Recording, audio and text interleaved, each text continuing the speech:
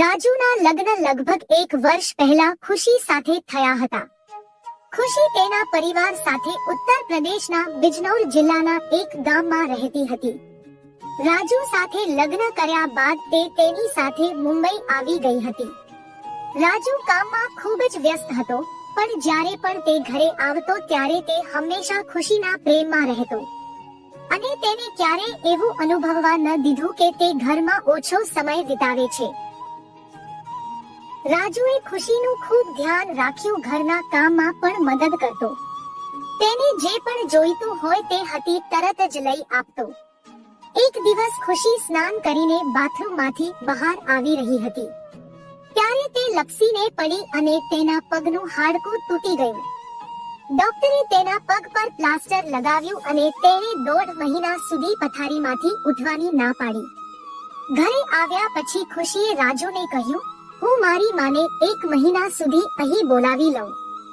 રાજુ બોલ્યો, આપણું ઘર નાનું છે, તારી માં એમાં કેવી રીતે એડજસ્ટ થશે? ખુશીએ કહ્યું, એ બધું મારા પર છોડી દો, આપણે ત્રણેય અહીં સૂઈ જઈશું. રાજુએ થોડી વાર વિચારીને કહ્યું, ઠીક છે. થોડા દિવસોમાં ખુશીની માં રાજુના ઘરે આવી. રાત્રે ત્રણેય જમીન પર પાથરણા પર સૂઈ ગયા. એક તરફ ખુશીની માં, વચ્ચે ખુશી અને બીજી બાજુ રાજુ.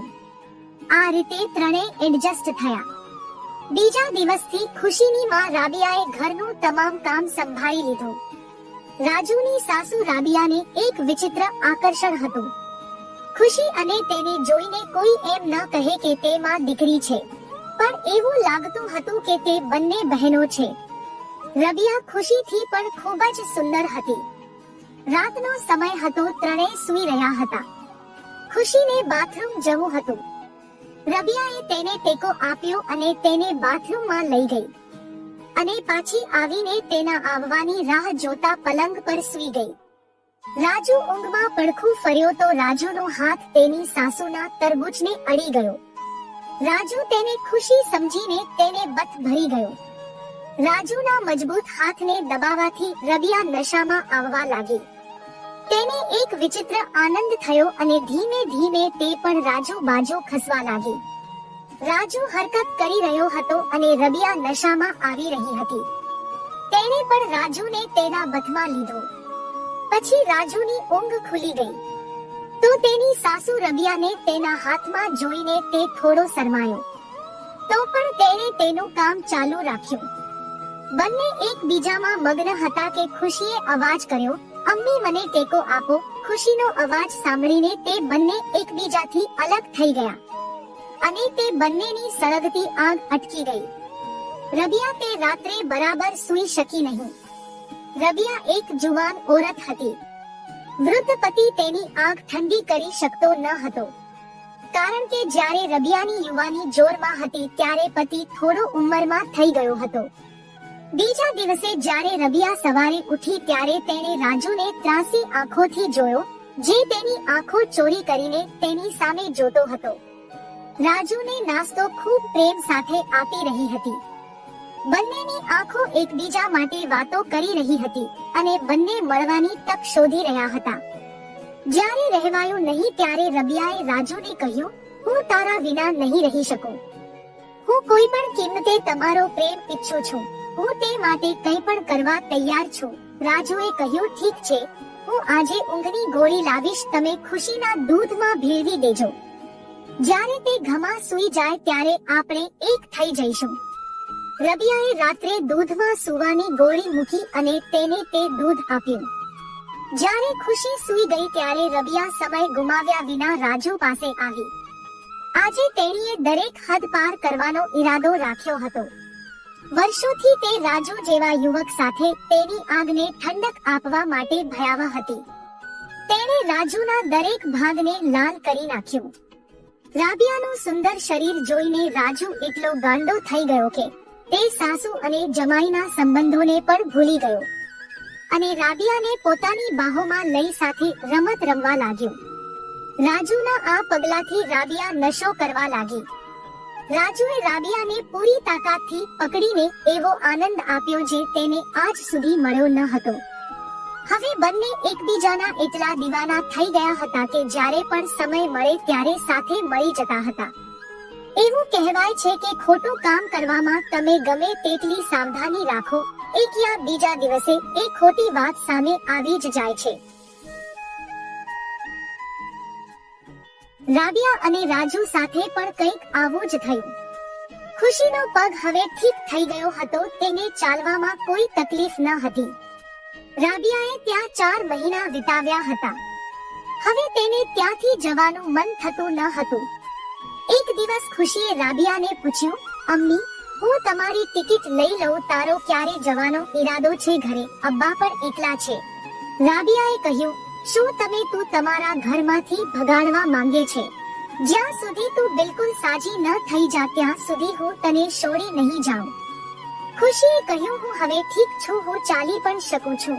આના પર રાબિયાએ કહ્યું, ઠીક છે, હું તને કહી દઉં. રાબિયા રાજુને છોડવા માંગતી ન હતી. આ 4 મહિનામાં રાજુએ રાબિયાને જે સુખ આપ્યું હતું તે તેને ગુમાવવા માંગતી ન હતી. રાજુએ તેને તેના પ્રેમથી કોતરીને તેને નવી સુગંધથી ભરી દીધી હતી. આજે રાબિયા તેના જમાઈ રાજુ માટે એટલી પાગલ થઈ ગઈ હતી કે જે કોઈ તેને પોતાનાથી દૂર રાખવાનો પ્રયત્ન કરે તેને તે પોતાનો સૌથી મોટો દુશ્મન માનવા લાગી. રાજુ પણ તેની સાસુ માટે એટલો ગાંડો થઈ ગયો હતો કે હવે તેને તેની પત્ની પ્રત્યે પણ કોઈ લગાવ નહોતો. તે તેની સાસુ રાબિયાના ગોરા શરીર માટે પાગલ હતો. સાંજ પડી ગઈ હતી, હળવો વરસાદ વરસી રહ્યો હતો. રાજુ ભીંજાઈ ગયો હતો. આજે તે કામ પરથી વહેલો ઘરે આવ્યો હતો. તેણે ઘરની ડોરબેલ વગાડી. સામે રાબિયા ઊભી હતી. તેના વાળ વિખરાયેલા હતા. રાજુ તરફ હસતો ચહેરો ફેરવ્યો કે તરત જ રાજુ પાગલની જેમ તેને જોઈ રહ્યો અને બોલ્યો, વાહ, શું નજારો છે! જાણે વાદળોમાંથી ચંદ્ર ફૂટી ગયો હોય. રાજુ અંદર આવ્યો. તેના કપડાં સાવ ભીંજાઈ ગયા હતા. રાબિયાએ કહ્યું, ઝડપથી કપડાં બદલો, નહીંતર બીમાર પડી જશો. રાજુએ આજુબાજુ જોયું. ખુશી ત્યાં ન હતી. તેણે ત્યાં જ તેના કપડાં બદલવાનું શરૂ કર્યું. બંને એકબીજાનો પ્રેમ મેળવવા તલપાપડ બની ગયા. થોડી જ વારમાં બંને એકબીજાને જંગલી રીતે ચોંટવા લાગ્યા. તેણે ઉતાવળમાં ઘરનો દરવાજો બંધ કરવાનું વિચાર્યું પણ ન હતું. બંને એકબીજાના પ્રેમમાં એટલા મશગુલ હતા કે તેઓને કંઈ પણ ભાન ન હતું. દરમિયાન ખુશી ત્યાં આવી પહોંચી. દરવાજાને ધક્કો મારતા જ અંદર જોતા જ તેના હોશ ઉડી ગયા. ખુશીએ તેની માને બૂમ પાડી, તમને મારું જ ઘર મળ્યું હતું આ બધું કરવા. શું તને શરમ નથી આવતી કે તારા પોતાના જમાઈ સાથે ગેરકાયદેસર આ બધું?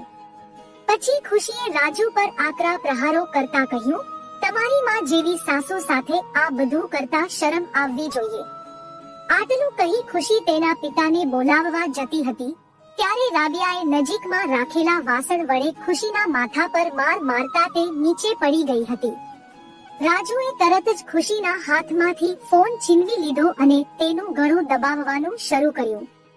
રાબિયાએ ખુશીના હાથ પગ પકડી રાખ્યા અને બૂમો પાડવા લાગી, રાજુ તેને મારી નાખ. તે જીવતી હોય ત્યાં સુધી આપણે એક નહીં થઈ શકીએ. જો તે જીવતી રહેશે તો આપણી વાસ્તવિકતા બધાની સામે ખુલશે. અને તે પછી રાજુ અને રાબિયાએ ખુશીને પતાવી દીધી. ખુશીની લાશ ઘરમાં પડી હતી. તેને જોઈને બંને ચિંતામાં પડી ગયા કે હવે તેનું શું કરવું અને પોલીસથી કેવી રીતે બચવું. શરીરની તરસ छिपाવવા માટે બંનેએ પોતાના સંબંધોમાં શરમ તો ન રાખી, પણ એક માએ પોતાની જ પુત્રીને તેના ગેરકાયદેસર સંબંધના કારણે મારી નાખી. મિત્રો, આવી મજેદાર કહાની સાંભળવા માટે વિડીયોને લાઈક અને ચેનલને સબસ્ક્રાઇબ જરૂર કરજો. આભાર.